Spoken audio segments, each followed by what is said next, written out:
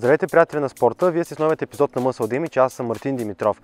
В днешния епизод ще ви представим още 5 от основните грешки, които жените допускат, когато влязат в залата. В предишния епизод ние започнахме с това какво е най-често срещаното мислене при жените, кои са най-често срещаните грешки, които те допускат, когато влязат в залата и когато поставят някакви цели пред себе си. В повечето случаи това е самата жена да изглежда по-добре, да се стегне, да загуби някакви килограми и така нататък. Гледайте предишния епизод, за да видите първите 5 грешки, които базово и масово жените допускат. В днешния епизод ще ви изброим още 5 такива. Първата грешка, която жените много често допускат, е така наречената аеробна мания. Замислете се, виждали ли сте маратонец с красиво тяло? Най-вероятно не. Ние също не сме виждали. При маратонците няма на лице тези невероятни извивки, които се получават в резултат на мускулното развитие. Напротив, при тях е на лице така наречения skinny fat синдром. Без да задълбаваме в хормоналното състояние и в другите детайли, които се случват в организма и процесите, които настъпват при подобен тип тренировки, ще кажем просто, че няма как да отречем факта, че в калориен дефицит тялото жертва мускулатурата на първо място, а след това мъзнините. Когато една жена влезе в залата и когато тя набляга на двучасови кардиотренировки, например ходене на пътеката в продължение на 2 часа, нормално е тя да загуби голямо количество от мускулатурата си, тялото да съхрани голяма част от масната тъкан. Така е структуриран нашия организъм, по този начин той оцелява. Мускулатурата на тялото не трябва. Напротив, трябват мъзнините, тъй като те са доста по-калорични и са доста по-голям източник на енергия, отколкото самата мускулна тъкан. Затова съветваме, когато жена има за цел да редуцира телесно тегло, да не се впуска в дълги кардиосесии, а да набляга на интервали, така наречените HIIT тренировки. Това са, например, спринтове, стълби, редуване на интервали, в които тренирате с максимална интензивност, максимална скорост, максимални усилия, последвано от интервал, в който почивате или тренирате с доста по-намалени обороти. Идеята е да се държи пулса висок. Също така, когато има HIIT кардио, това до голяма степен съхранява мускулатурата, тъй като стимулът е доста по-различен, отколкото монотонното кардио. Втората грешка, която ще разгледаме днес, това е еднообразието, на което жените наблягат. В залите, в които съм работил и хората, с които съм се срещал, много често ситуацията е следната. Клиент, който от 2 години посещава даден фитнес, през тези 2 години е нон-стоп на кардиопътеката. 4 пъти в седмицата, по час и половина-2, ходене на кардио, ходене на пътека и въртене на велоаргометър или каквото и да е. Съответно, жената си стои пълна, да не кажа дебела, няма абсолютно никакъв прогрес. И когато й задам въпроса защо просто не промени нещо в тренировката, най-често срещания отговор е защото по този начин с кардио се отслабва. Как ще отслабва с кардио, след като след 2 години човек не е мръднал въобще? По принцип е добре да знаете, че един тренировъчен план е хубаво да се сменя на около 4 до 6 седмици.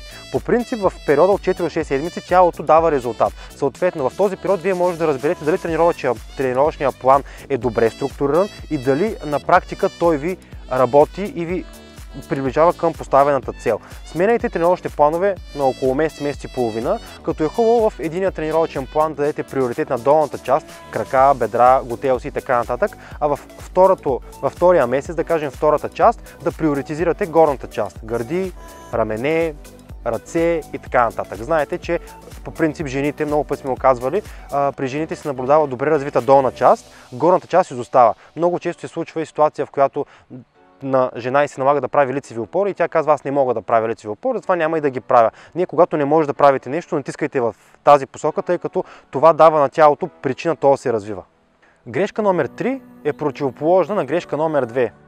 Съответно, хаотичност в тренировките. Както има жени, които следват един и същ тренировъчен план в продължение на години, който не им дава резултат, така има и такива, които се спират на даден тренировъчен план, следват го седмица-2, съответно нещо не им харесва, план не работи, почвам нещо ново. Когато започна нещо ново, то пак стигаме до момента, в който на 14-15 ден отново го сменяме. По този начин не можем да дадем време на тялото да реагира спрямо тренировъчния план, който сме решили. Дори той да е неправилен, единственият начин да разберем, че той не ни дава желания резултат, е само когато дадем достатъчно време на самия тренировъчен план да проработи и тялото да реагира. Тази реакция на тялото по принцип се случва в рамките на около 4 до 8 седмици.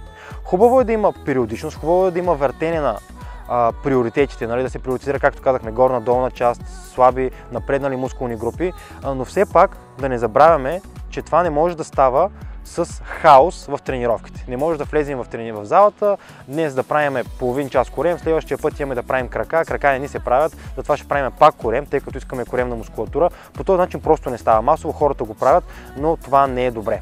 Трябва воля, хубаво е да си изберете един структуриран план, както тренировъчен, така и хранителен, дайте време на нещата да проработят и след това, ако има нещо, което трябва да бъде коригирано, го коригирайте. Четвърта грешка, която често се допуска от жените, които имат поставени цели пред себе си в фитнес залата, това е страхът от храната. Днес ще разбием вашата представа за това какво е правилна диета и какво не. След тренировка няма как в тялото ви да складира мазнини. Особено ако тренировката е била, например, тренировка за цяло тяло и е била тренировка с тежести, а не едночасово тичане или едночасово въртене на колело. Защо? Всичко се върти около инсулина. Много добре знаем какво е инсулин. Може да гледате нашия епизод за инсулин и инсулинова чувствителност, съответно и резистентност. Там подробно обясняваме какво точно представлява инсулина и някои от основните процеси, които са свързани с него. На практика инсулина има роля да изпраща глюкоза и аминокиселини към съответно дадените клетки в нашия организъм. Къде ще поеме инсулина? Дали ще закара хранителните вещества към мускулната клетка или към масната клетка, зависи от натоварването. С други думи, след тренировка с тежести, мускулната тъкан е по-гладна, съответно инсулина ще вкара хранителните вещества в мускулната тъкан. Ако обаче не тренираме, а просто ядем, тогава мускулната тъкан представете си я запълнена с хранителни вещества, съответно инсулина изпраща глюкозата и аминокиселините в масните депа. Когато това е системен процес, който се случва прекалено често, се получава и така нареченото напълняване и надебеляване. Всичко се върти, както сме казвали много пъти, около калорийния баланс, калориен излишък, калориен дефицит. Съветваме ви да консумирате балансирана порция въглехидрат плюс белтъчини при тренировка и същата комбинация от въглехидрат плюс белтъчини след тренировка. Не дейте да изпадате в детайли дали ще е половин час, дали ще е 90 минути след тренировка.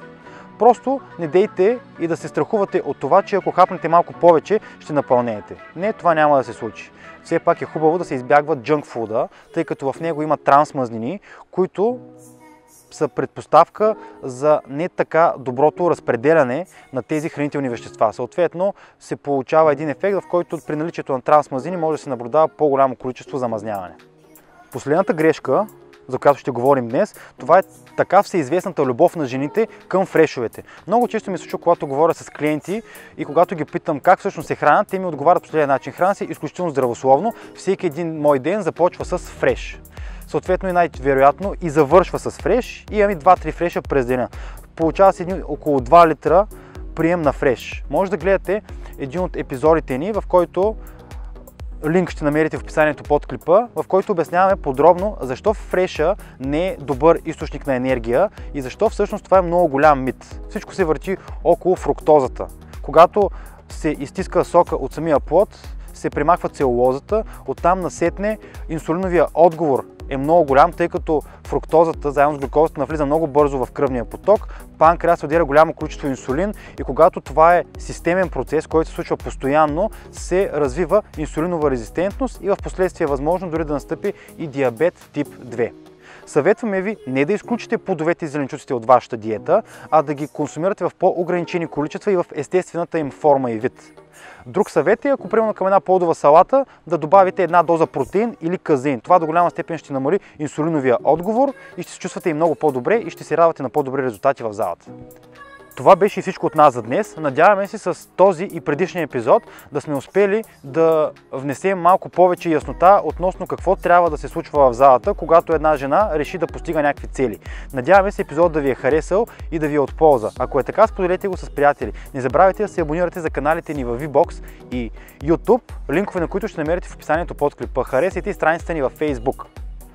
Напомняме ви и за нашата онлайн платформа, в която има интересен сайт с статии, форум, в който може да следите вашия прогрес и раздел консултации с консултант Александър Митев. Очаквайте следващите епизоди, защото предвиждаме да стартираме нов конкурс. Повече информация ще дадем в следващия епизод, който ще може да гледате следващия понеделник. Това беше всичко от нас, до скоро! Because of that, it's not because of money. Works in my blood and I kill because I'm hungry.